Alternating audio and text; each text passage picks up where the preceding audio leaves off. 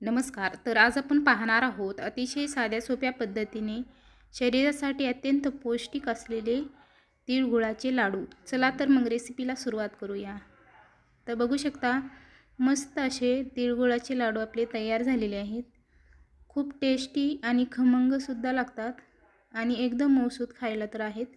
तर अशा पद्धतीची रेसिपी तुम्ही पण एकदा नक्की ट्राय करून पहा.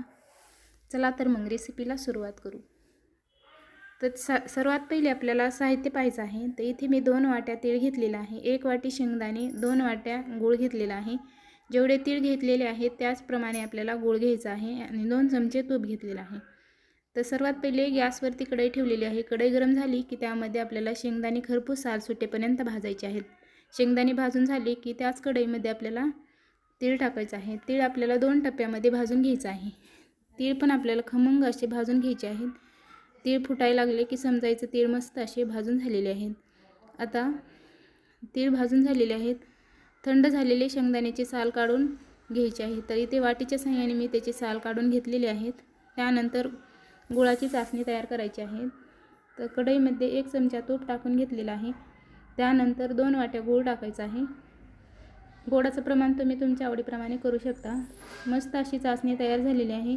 तयार झाली की नाही चेक करण्यासाठी वाटीमध्ये पाणी घेऊन आपल्याला त्याची जेलसारखी गोळी झाली की समजायचं मस्त अशी चासणी तयार झालेली आहे. त्यामध्ये आता आपल्याला तेल टाकून घ्यायचं आहे. तेल मस्त असं टाकून एकत्र मिक्स करून घ्यायचं आहे. त्यानंतर तीळ मस्त मिक्स करून घेतल्यानंतर त्याच कढईमध्ये आपल्याला शेंगदाणे पण टाकायचे आहेत. शेंगदाणे, तीळ आणि गूळ मस्त एकत्र दोन्ही मिक्स करून घ्यायचं आहे, एकजीव करायचं आहे. त्यानंतरच आपल्याला त्याचे लाडू तयार करायचे आहेत. तर अशा पद्धतीने सर्व मिक्स करून घ्यायचं आहे.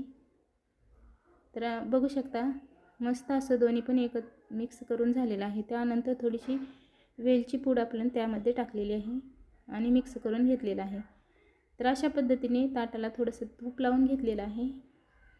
त्यानंतर तुम्हाला गोळा कितपत मोठा हवा आहे त्यानुसार तुम्ही लहान मोठ्या आकाराचे गोळे तयार करून घेऊ शकता. आणि हे गोळे आपल्याला गरमच पटपट बनवायचे आहेत. तर अशा पद्धतीने मस्त असे क्रिस्पी आणि कुरकुरीत गोळे तयार झालेले आहेत. अशा पद्धतीचे सर्व गोळे मी तयार करून घेतलेले आहेत. खायला खमंग तर खूपच छान लागतात. तुम्ही पण अशा पद्धतीचे गोळे एकदा नक्की ट्राय करून पहा. रेसिपी आवडली तर लाईक, शेअर आणि सबस्क्राईब करायला विसरू नका. आणि अशा पद्धतीची रेसिपी तुम्ही पण एकदा नक्की ट्राय करून पहा. पूर्ण व्हिडिओ पाहिल्याबद्दल धन्यवाद. पुन्हा भेटूया अशाच एका साध्या आणि सोप्या रेसिपीमध्ये.